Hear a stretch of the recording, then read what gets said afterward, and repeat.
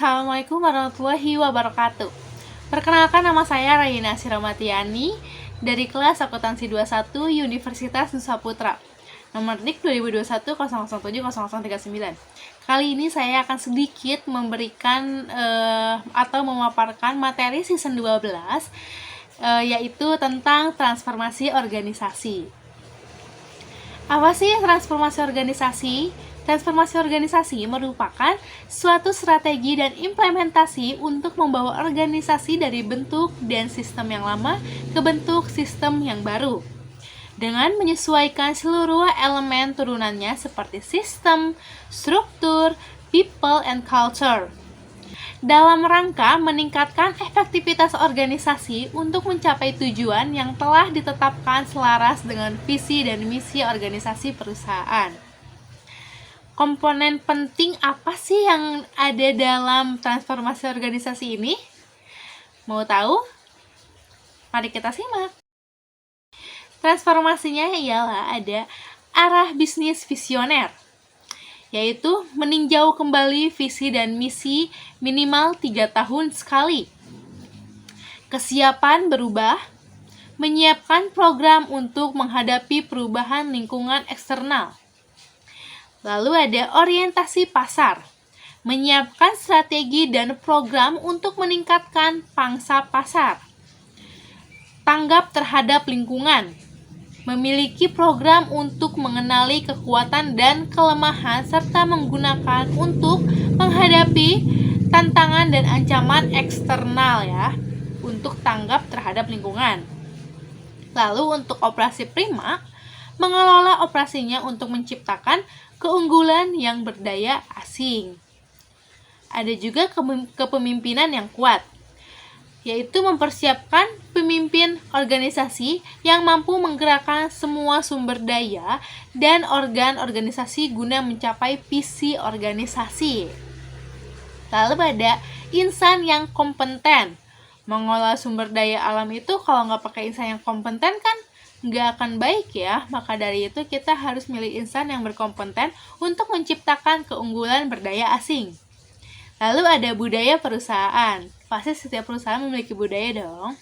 Nah, maka dari itu kita perlu mengembangkan budaya perusahaan yang mendukung pencapaian visi dan misi ini. Lalu ada manajemen risiko, yaitu mengelola risiko sehingga menunjang keberhasilan perusahaan. Transformasi sendiri merupakan tindakan strategi yang membutuhkan investasi besar dengan risiko yang tinggi. Oleh karena itu, perusahaan membutuhkan suatu model yang sudah teruji sebagai pedoman bagi organisasi di Indonesia untuk menjalankan transformasi. Lalu ada 8 langkah penting loh dalam melakukan transformasi organisasi ini. Yang pertama itu, tetapkan apa yang Anda lakukan, seperti mengapa Anda melakukannya, apa manfaat perubahan itu, dan apa bahaya dari tidak berubahnya. Lalu, buat rasa urgensi, dan kemudian pertahankan untuk jangka panjang. Lalu, menerapkan tata kelola dan manajemen, bentuk koalisi leader yang kuat untuk sukses. Nah, lalu libatkan pemangku kepentingan utama, terutama manajer, dalam membuat perubahan terjadi. Ada hilangkan hambatan untuk keberhasilan transformasi. Pastinya kalau ada hambatan untuk menuju keberhasilannya kita akan terhambat sekali ya dan akan lama. Maka dari itu kita perlu untuk menghilangkan hambatan-hambatan tersebut. Terutama selama implementasi ya, kita wajib menghilangkan hambatan-hambatannya. Lalu aktifkan transformasi nyata dengan memupuk budaya organisasi baru. Nah, jadi untuk tingkat keterampilan eksekutif dan pimpinan pun juga itu perlu mengubah kepemimpinan untuk menjadi suatu perusahaan yang berhasil dalam transformasi organisasi ini. Seperti itu.